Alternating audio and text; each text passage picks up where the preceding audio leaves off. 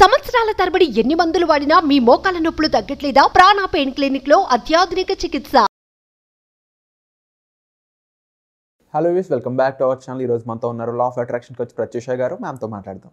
Hi ma'am. Hi Veera. Ma'am, మనకి manifestation జరుగుతుంది అనడానికి తెలిపే సంకేతాలు, సైన్స్ ఏమన్నా ఉంటాయా? మనీ మేనిఫెస్టేషన్ కానీ మనకు కావాల్సిన అవసరాలు తీరే manifestation. Okay, so 3 powerful science మనకి తెలుస్తాయి. ఫస్ట్ వచ్చేసి మనకి కనిపించేది ఏంజిల్ నెంబర్స్. 111, 222, 999 ఇలా ఏంజిల్ నెంబర్స్ కనిపిస్తాయి. ఈ ఏంజిల్ నెంబర్స్ కనిపిస్తున్నాయి అంటే నువ్వు అలైన్మెంట్లో ఉన్నావు. నీ యొక్క హయ్యర్ సోర్స్ నీకు గైడ్ చేస్తుంది. నీ యొక్క డివైన్కి నువ్వు కనెక్ట్లో ఉన్నావు. అండ్ నీ యొక్క సంకల్పాలు మేనిఫెస్ట్ అవ్వబోతున్నాయి.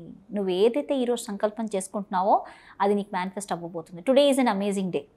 నీకు ఎక్కువగా 111, 444, 555 ఇట్లా నెంబర్స్ కనిపిస్తుంటాయి. ఒక్కొక్క దానికి స్పెసిఫిక్ మీనింగ్ ఉంది. స్పెషల్గా 111కి కొత్త బిగినింగ్ అని, 222కి ఇంకొకటి అని, 444 అంటే నువ్వు అనుకున్నది నీకు నెరవేరిపోతుంది ఈరోజు అని. ఇట్లా ఒక్కొక్క దానికి ఒక్కొక్క మీనింగ్ ఉంది. కానీ ఇలా నెంబర్స్ కనపడటం అనేది ఫస్ట్ సైన్ అనమాట. నాకు నా కోరిక మేనిఫెస్ట్ అవ్వబోతుంది అనే సైన్ వచ్చేసి ఫస్ట్ అది. ఓకే, సో సెకండ్ సైన్ వచ్చేసేసి నీకు పొద్దున్నే మెలకు రావడం. బ్రహ్మ ముహూర్త టైంలో మెలకొచ్చి, లేకపోతే 2 o'clock అర్ధరాత్రి మెలకు రావడం. మెలకొచ్చి నువ్వు సబ్కాన్షియస్ ప్రోగ్రామ్ నీ కోరిక మీదే ఫోకస్ చేస్తున్నావు. ఆ టైంలో నీకు తెలియకుండా నువ్వు నీ కోరిక మీద ఫోకస్ చేస్తున్నావు ఆ టైంలో. అండ్ చాలా స్ట్రాంగ్ బిలీఫ్స్ అనిపిస్తుంది. ఎట్లయినా మేనిఫెస్ట్ అవ్వాలి, సరెండర్ చేస్తున్న ఇది వస్తుంది అనమాట. అండ్ ఇంకొకటి ఏంటంటే డేలో కూడా, ఆ రోజులో కూడా మీకేమనిపిస్తుందంటే ఎవిడెన్సెస్ కనిపిస్తున్నాయి. నా యొక్క సంకల్పం అనేది ఒక డెస్టినేషన్ అనుకుందాం. ఇది డెస్టినేషన్. ఇది వచ్చి నువ్వు సంకల్పం చేసావు, ఇది డెస్టినేషన్. ఓకే, ఇప్పుడు తిరుపతికి వెళ్తున్నామంటే డెస్టినేషన్ ఇది. సో నీ పాత్ ఇట్లా వెళ్ళొచ్చు, క్రికెట్గా అన్ని దారులు తిరుగుకుంటా ఈ తిరుపతి రీచ్ అవ్వచ్చు. సో ఈ సంకల్పానికి ఇదేం చేస్తుంది? ఓకే, ఇదిగో దారి అని నీకు చూపిస్తుంది అనమాట. క్రికెట్ దారన్నా చూపించవచ్చు, స్ట్రైట్ దారన్నా చూపించవచ్చు. ఏ దారి మన డివైన్ గైడెన్స్తో ఎఫర్మేషన్స్ అలాంటివన్నీ డివైన్ అనే స్విచ్ వర్డ్స్ లాంటివి యూజ్ చేసినప్పుడు ఆ డివైన్ వర్డే switch word. Divine love, divine money, count divine. ఇట్లా కౌంట్ డివైన్ అన్నప్పుడు కౌంట్ డివైన్, డబ్బు కౌంట్ చేస్తున్నావు, డివైన్ ఇంటర్వెన్షన్ అన్నప్పుడు ఇప్పుడు ఇక్కడ నుంచి నువ్వు తిరుపతికి వెళ్ళాలి, స్ట్రైట్ లైన్ ఉంటుంది. ఇంకా క్రికెట్ లైన్స్ ఉండవు. స్ట్రైట్ లైన్, కరెక్ట్ దారి, డివైన్ ఇంటర్వెన్షన్ ఉంటుంది. సో ఇప్పుడు ఎవిడెన్సెస్ అనేది కనిపిస్తాయి అన్నమాట. అది సెకండ్ పవర్ఫుల్ సైన్ అనమాట. మనకి ఎవిడెన్స్ కనిపిస్తుంది. ఇవాళ ఒక ఎవిడెన్స్. రోజు నిద్రలేవుగా నీకు ఒక ఆనందం. ఎండ్ ఆఫ్ ద డే నాకు దీనికి ఒక ఎవిడెన్స్ కనిపించింది, నాకు ఒక దారి కనిపించింది.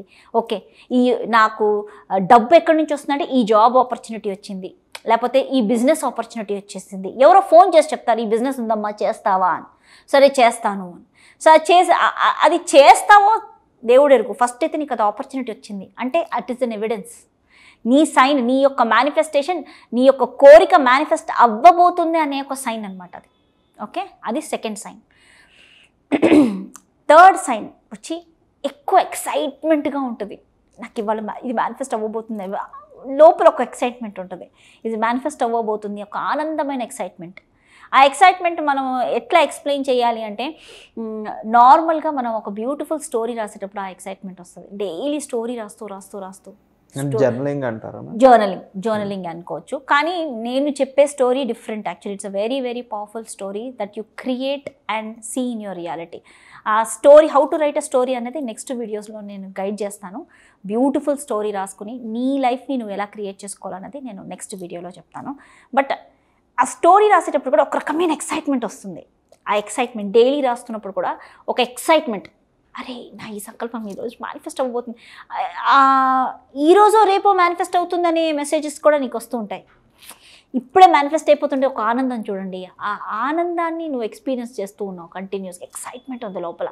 ఆ excitement is a third sign అనమాట.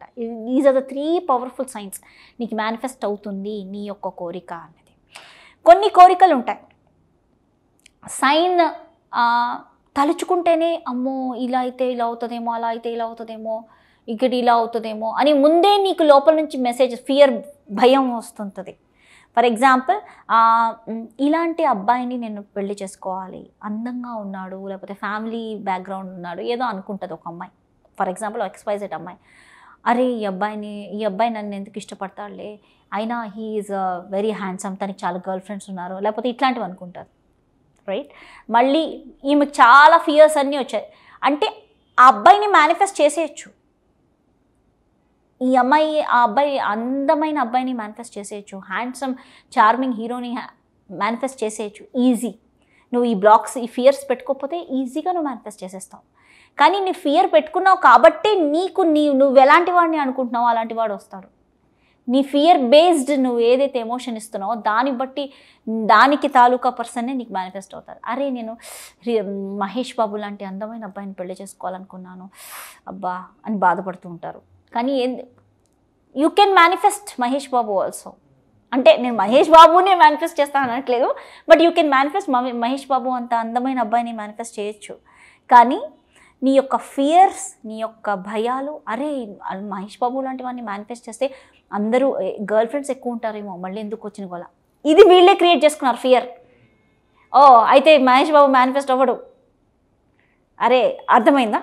సో మళ్ళీ సెకండ్ థింగ్, వాళ్ళు ఎక్కువ ప్రేమించారు, అందమైన వాళ్ళు సరిగ్గా ప్రేమించారు, ఇట్లాంటి ప్రోగ్రామ్స్ మేనిఫెస్ట్ అవ్వడానికి ముందే మనమే కాదని చేసుకుంటాం. అప్పుడు ఏమవుతుందంటే నీకు మేనిఫెస్ట్ అవుతుందని సైన్ వస్తున్నా కూడా నీకు ఎక్కడో చిన్న ఫియర్ ఉంది, ఆ ఒక్క ఫియర్ జాల దాన్ని మేనిఫెస్టేషన్ ఆపేయడానికి.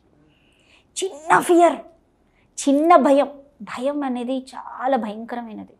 ఈ భయం నీ కోరికని మేనిఫెస్ట్ అవ్వనీయకుండా చేస్తుంది.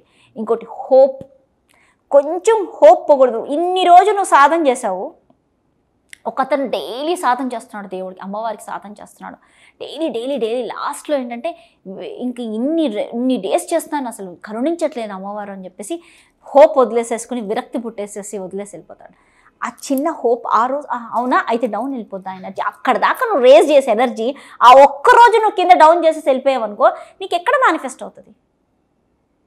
కంటిన్యూ చెయ్యి. ఆ ఫెయిత్ అనేది ఉండాలి, హోప్ వదులుకోవద్దు. నీకు ఆ ఫెయిత్ ఉన్నది, కంప్లీట్గా సరెండర్ చేసి నీ యొక్క డివైన్కి సరెండర్ చేసి నువ్వు మేనిఫెస్ట్ ఖచ్చితంగా నువ్వు మేనిఫెస్ట్ చేస్తావు నీ యొక్క కోరికని. That's what it is. Okay, ఈ మనీ మేనిఫెస్టేషన్ అనే క్లాస్లో కూడా ఇంకా ఎలాంటి విషయాలు చెప్పబోతున్నావు? మనీ మేనిఫెస్టేషన్ సెషన్లో మోస్ట్లీ నీ యొక్క థాట్ ప్యాటర్న్స్ ఉంటాయి కదా, నెగటివ్ ప్యాటర్న్స్, అవన్నీ రీడిజైన్ చేయిస్తాం.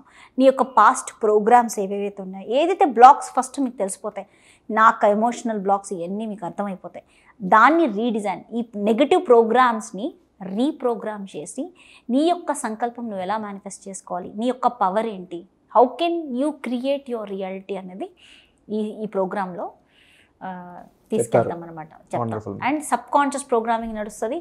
ఒక విజువలైజేషన్ని ఎలా విజన్స్ చేయాలి, ఒక విజువలైజేషన్ ఎలా చేయాలి అన్నది ప్రాపర్గా గైడ్ చేస్తాం. Wonderful ma'am, and thank you so much ma'am. అడిగిన ప్రతి క్వశ్చన్కి మీరు ఓపిక్గా సమాధానం ఇచ్చారు. Thank you so much. Thank you.